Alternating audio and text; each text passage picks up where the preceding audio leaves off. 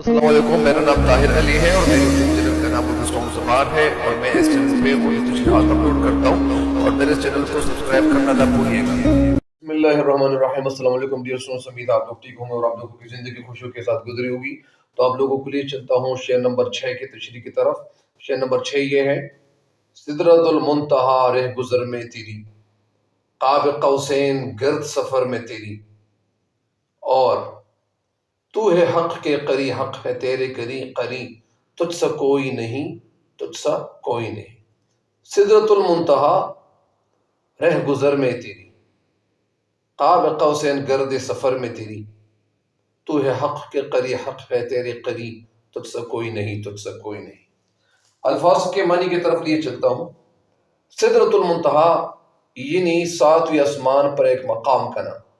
رہ گزر کے معنی راستہ۔ قاب قوسین کا مطلب دو کمانوں یا دو ہاتھ کے درمیان فاصلہ یا برابر فاصلہ، مراد بہت نزدیک۔ گرد سفر کا مطلب یعنی سفر کا غبار، گرد کے معنی غبار، سفر یعنی سفر کا غبار یعنی سفر کی دھول، سفر کی مٹی، اور حق کے قریب یعنی اللہ تعالیٰ کے قریب ہو۔ اس شعر کا جو مفہوم بنتا ہے وہ یہی ہے کہ سدرۃ المنتہا آپ صلی اللہ علیہ وسلم کی گزرگاہ ہے، قاب قوسین آپ صلی اللہ علیہ وسلم کے راستے کا غبار ہے، اور آپ صلی اللہ علیہ وسلم اللہ کے قریب اور اللہ کے آپ صلی اللہ علیہ وسلم اللہ کے قریب اور اللہ آپ صلی اللہ علیہ وسلم کے قریب ہے۔ آپ صلی اللہ علیہ وسلم جیسا کوئی نہیں ہے۔ اللہم صلی علی سیدنا محمد وعلی آلہ وسلم۔ اس شعر میں شاعر سید نفیس شاہ حسینی، مشہور مطلب شاعر، ان کا اصل نام انور حسین تھا، کہتے ہیں، اور آپ صلی اللہ علیہ وسلم کی بڑائی اور عظمت بیان کرتے ہوئے کہتے ہیں کہ آپ صلی اللہ علیہ وسلم کی رسائی عالم بالا تک ہے، یہاں تک کہ سدرۃ المنتہا بھی آپ صلی اللہ علیہ وسلم کی منزل نہیں۔ سب سے پہلے میں پہلے مثل کی تشریح کرتا ہوں، یعنی سدرۃ المنتہا رہ گزر میں تھی، یعنی شاعر آپ صلی اللہ علیہ وسلم یعنی کہتے ہیں، آپ صلی اللہ علیہ وسلم کے حوالے سے کہتے ہیں کہ آپ صلی اللہ علیہ وسلم کی رسائی عالم بالا تک تھی۔ عالم بالا یعنی عالم کا مطلب دنیا، بالا اوپر جہان، مراد آسمان، یعنی یہاں تک کہ سدرۃ المنتہا بھی آپ صلی اللہ علیہ وسلم کی منزل نہیں، آپ کی منزل آپ صلی اللہ علیہ وسلم کی منزل نہیں، بلکہ آپ صلی اللہ علیہ وسلم کی گزرگاہ ہے۔ سدرۃ المنتہا آپ صلی اللہ علیہ وسلم کی گزرگاہ ہے، گزرنے کی جگہ ہے۔ آپ صلی اللہ علیہ وسلم کی منزل اس سے بھی آگے عرش بری تک ہے، عرش بری تک ہے۔ سدرۃ المنتہا ساتویں آسمان پر ایک مقام کا نام ہے، ایک جگہ کا نام ہے، اور بعض کے مطابق یہ ایک بیوی کا درخت ہے۔ اس مقام سے آگے عالم بالا ہے، جہاں تک کسی کی بھی رسائی ممکن نہیں۔ وہاں نور الہی کی تجلیات اس قدر ہیں، اس طرح ہیں کہ جبریل امین علیہ السلام کے بھی پر جلتے ہیں۔ چنانچہ شب معراج جبریل امین سدرۃ المنتہا پر پہنچ کر رک گئے اور فرمایا کہ اس سے آگے میرے پر چلتے ہیں۔ چنانچہ آگے کی منزل رسول اللہ صلی اللہ علیہ وسلم نے خود طے کی۔ قرآن پاک میں ارشاد باری تعالیٰ ہے: اعوذ باللہ من الشیطان الرجیم، بسم اللہ الرحمن الرحیم، وَلَقَدْ رَآهُ نَزْلَةً أُخْرَى عِنْدَ سِدْرَةِ الْمُنتَهَى، یعنی ترجمہ اس آیت کا ہے، دونوں آیت کا، کہ انہوں نے وہ جلوہ دوبارہ دیکھا سدرۃ المنتہا کے پاس۔ عالم بالا میں آپ صلی اللہ علیہ وسلم کہاں تک گئے، یہ آپ صلی اللہ علیہ وسلم اور آپ صلی اللہ علیہ وسلم کا خدا ہی بہتر یعنی جانتا ہے۔ پھر اللہ تعالیٰ نے آپ صلی اللہ علیہ وسلم کو اپنے دیدار کی نعمت سے نوازا۔ اللہ نے اپنے لطف و کرم سے، اپنے لطف و رحمت سے آپ صلی اللہ علیہ وسلم کو اپنے قریب کیا، یہاں تک کہ دو کمانوں یا دو ہاتھ کے برابر فاصلہ رہ گیا۔ ارشاد باری تعالیٰ ہے: اعوذ باللہ من الشیطان الرجیم، بسم اللہ الرحمن الرحیم، ثم دنا فتدلى فكان قاب قوسین او ادنى۔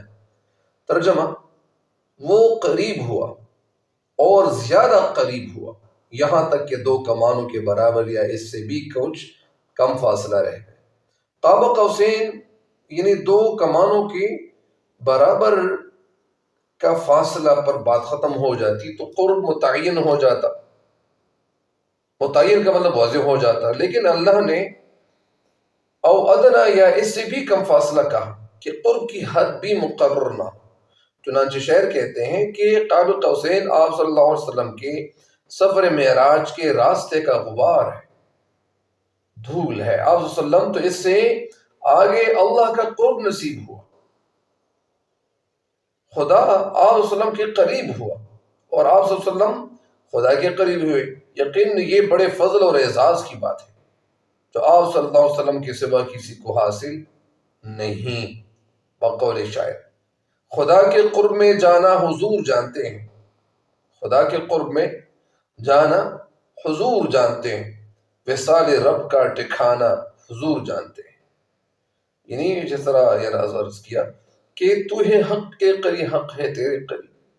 آخر میں شعر کہتے ہیں، یعنی اس مصرے کی تشریح بھی میں نے بتائی کہ قریب تو ہے حق کے قریب، حق ہے تیرے قریب، یعنی آپ صلی اللہ علیہ وسلم اللہ کے قریب ہے اور اللہ علیہ وسلم کے قریب ہوئے۔ تو کہنے کا مقصد یہ ہے کہ اللہ تعالیٰ نے ان کو اس طرح قریب کیا تھا۔ اور یعنی شعر کہتے ہیں کہ آپ صلی اللہ علیہ وسلم جیسا کوئی نہیں ہے۔ آپ صلی اللہ علیہ وسلم بطور انسان اور بطور نبی اور رسول ہر لحاظ سے بے مثال ہستی ہیں، ہر اعتبار سے مکمل انسان ہے۔ آپ صلی اللہ علیہ وسلم انسان تو ہے مگر عظیم الشان ہے، نبی اور رسول تو ہے مگر امام الانبیاء اور خاتم الرسل بھی ہے۔ اسی طرح آپ صلی اللہ علیہ وسلم بشر تو ہے مگر خیر البشر ہے، الغرض آپ صلی اللہ علیہ وسلم جیسا کوئی نہیں ہے۔ تو امید ہے کہ انشاءاللہ آپ اس شعر کی تشریح سے بھی استفادہ کریں گے، اس سے فائدہ اٹھائیں گے، اور اگر آپ کو اس شعر کی تشریح سے فائدہ ہوا تو آپ لوگ اپنے دوستوں کے ساتھ بھی شیئر کر سکتے ہیں تاکہ آپ کے ساتھ ساتھ باقی لوگوں تک بھی فائدہ پہنچتا چلا جائے۔ یعنی اس شعر کا جو ماحصل ہے، جو ابریجمنٹ ہے، جو خلاصہ ہے، وہ یہی ہے کہ یعنی سدرۃ المنتہا رہ گزر میں تیری، یعنی اللہ تعالیٰ نے آپ صلی اللہ علیہ وسلم کو بہت بڑی عظمت سے نوازا، بہت بڑی عزت دی، بہت بڑا مرتبہ عطا فرمایا۔ یعنی کہنے کا مقصد یہ ہے کہ آپ صلی اللہ علیہ وسلم کو یعنی اللہ تعالیٰ نے ایسا کمال مرتبہ عطا فرمایا کہ دنیا کی زندگی میں رہ کر بھی آپ صلی اللہ علیہ وسلم نے یعنی بیت المقدس میں یعنی جتنے بھی انبیاء علیہ السلام تھے ان کو مطلب ان کی جماعت کروائی اور امامت فرمائی۔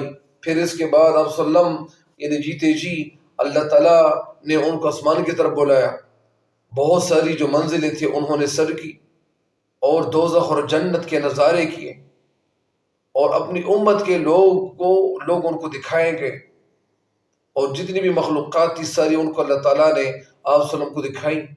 تو کہنے کا مقصد یہ ہے کہ یہ بہت بڑے اعزاز کی بات ہے، بہت بڑی عظمت کی بات ہے کہ ہم اللہ تعالیٰ کے فضل و کرم سے یعنی امت محمدی صلی اللہ علیہ وسلم کی امت میں یعنی شامل ہے۔ میں نے ایک جگہ پہ ایک تحریر پڑھی تھی اور وہ تحریر کچھ اس طرح سے تھی کہ اللہ تعالیٰ نے اگر کسی انسان کو کچھ نہیں دیا تو کیا اس کے لیے کم ہے کہ اس انسان کو امت محمدی صلی اللہ علیہ وسلم میں فائدہ فرمائے؟ یہ بہت بڑے اعزاز کی بات ہے۔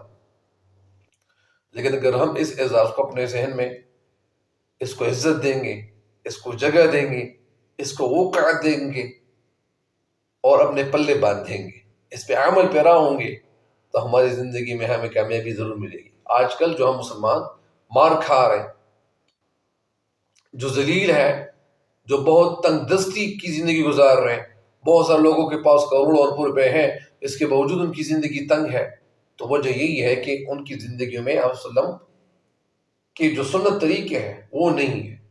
اللہ تعالیٰ ہمیں توفیق دے کہ ہم آپ صلی اللہ علیہ وسلم کے سنت طریقوں کے مطابق زندگی گزاریں، اور اللہ تعالیٰ کے احکام پر عمل پیرا ہونے کی توفیق اللہ تعالیٰ ہمیں دے کہ ہم اگر اللہ تعالیٰ کے احکام پر عمل پیرا ہوں گے، آپ صلی اللہ علیہ وسلم کی مسنون طریقوں پہ اگر ہم عمل پیرا ہوں گے، زندگی گزاریں گے، تو میرا نہیں خیال کہ ہم اللہ تعالیٰ کے فضل و کرم سے کامیاب نہیں ہوں گے۔ کامیابی تو اللہ تعالیٰ کی طرف سے ہمیں ضرور ملے گی، اور ایسی کامیابی ملے گی کہ انشاءاللہ جب ہم قبر میں ہمیں رکھا جائے گا تو اس وقت اللہ تعالیٰ ہم سے راضی ہوگا۔ تو ہمیں اللہ کے رضا کے مطابق ایسے کام کرنی چاہیے جن کی وجہ سے اللہ تعالیٰ ہم سے راضی ہو۔ ہمیں زندگی میں کسی کو دکھ نہیں دینا چاہیے، کسی کو کوئی تکلیف نہیں دینی چاہیے۔ اگر آج ہمارے پاس اگر طاقت ہے، قوت ہے، اور ہم جوان ہیں، جوانی کی ایک طاقت ہے ہمارے اندر، تو اس جوانی کی طاقت میں ہم ایسے کام کرنی چاہیے جن کی وجہ سے سارے لوگوں کا فائدہ ہو، ایسی سوچ اپنانی چاہیے جن کی وجہ سے لوگوں کی زندگی آسان ہو جائے.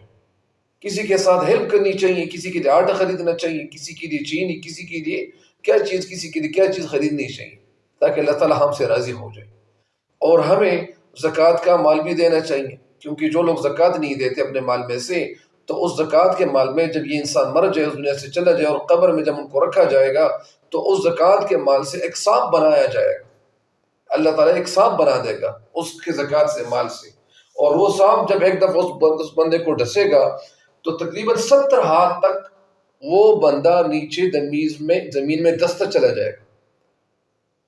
اللہ رحم کرے. بڑی حیران کن باتیں ہیں، اور بڑی حیران کن بات یہی ہے، اللہ تعالیٰ ہمیں عمل کرنے کی توفیق بھی عطا فرمائے. اللہ تعالیٰ ہماری زندگی ایسی بنائے جن کی وجہ سے ہم لوگوں کے لیے فائدہ مند ثابت ہو، لوگوں کے فائدے کے حوالے سے سوچ والے بن جائیں. اور اگر ہماری زندگی اس طرح بن گئی تو میرا نہیں خیال کہ ہم کامیاب نہیں ہوں گے. اللہ تعالیٰ ہمیں کامیابی ضرور دے گی، اللہ تعالیٰ کی طرف سے ہمیں کامیابی ضرور ملے گی، لیکن اگر ہم کامیابی حاصل کرنے کے لیے محنت کریں گے، لوگوں کے کام آئیں گے. اور یہی زندگی کا مقصد بھی ہے.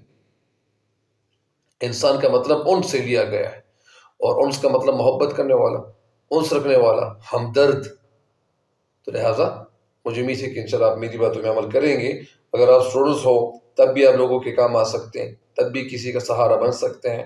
سہارا بنیے غریبوں کا، اور وہ لوگ جو تکلیف میں ہیں، کسی بھی انسان کی، اگر کوئی انسان تکلیف میں ہے، ان کی تکلیف اگر آپ ان سے ہٹانے کی کوشش کریں گے، ان کی تکلیف ان کے دکھ کا درد دکھ کا مداوا بننے کی کوشش کریں گے، تو اللہ تعالیٰ کی مدد آپ کے ساتھ ساتھ ہوگی.